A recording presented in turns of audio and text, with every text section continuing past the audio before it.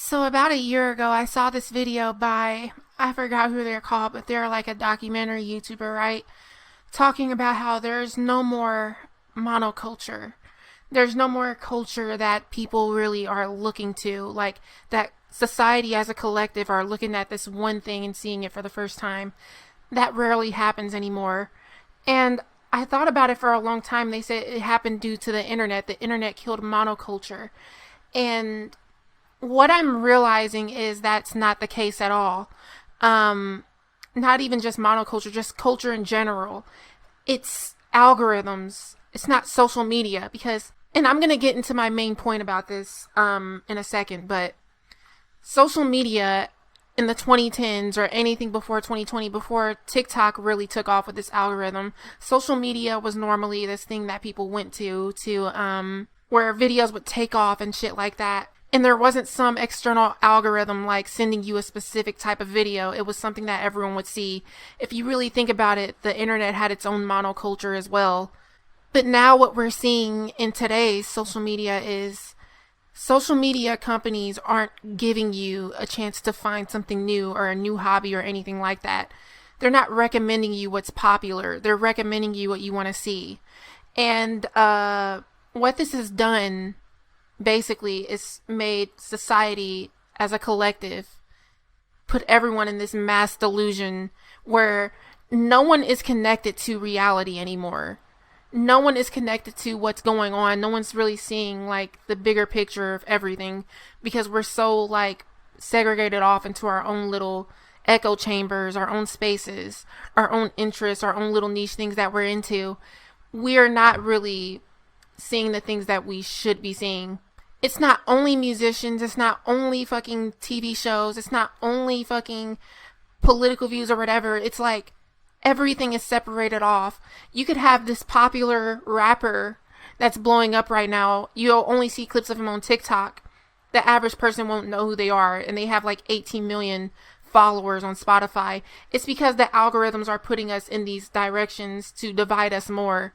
Another thing that really made me think about this lately is the Rick Chow and the Cyrus situation that happened in South Carolina and the arguments and the debates that are happening on things like Twitter and shit, right? So I saw this tweet that said, hey, you shouldn't be stealing and maybe you wouldn't have gotten this mess. And I was like, the Chow family literally said that they weren't stealing and that it was a mistake on their end. And they'll like, it's like this weird phenomenon that I've noticed and I've picked up on over the past 2 years. I'll say something that's factually objective and right, and then they won't fucking pay attention to it. They won't even like respond to it. But the person that made the first initial response to me gets 1,000+ likes, and then I get ratioed or some shit. It's like people are not connected to reality, and they're like fixated on their weird fucking racist delusions or whatever. And I'm not defending people who are Trump supporters or people who are MAGA or right-leaning. I'm not defending them at all. But what I am gonna say is that social media is deliberately putting people into these echo chambers where they don't have to go into reality in the real world and actually question their beliefs or anything like that. They don't have to question their fucked up beliefs. They can go in their little echo chambers and fucking talk all day, and they don't have to participate in reality.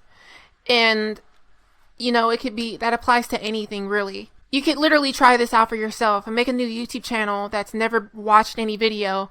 They don't recommend you anything on the home pages. They're not doing any of that.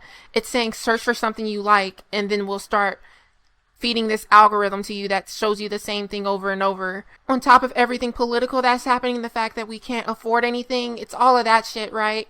But then you have social media dividing us, because if society isn't participating with each other, then what is the point? What is the meaning? Nobody feels like they have a meaning anymore because of all this bullshit, basically. It feels like society in general just doesn't have any collective meaning or direction. It's just endless shit every day. It's just every day you wake up, you're distracted, you're on your phone, and you go to work, and then you scroll on your phone for like a few hours or some shit. It's just like...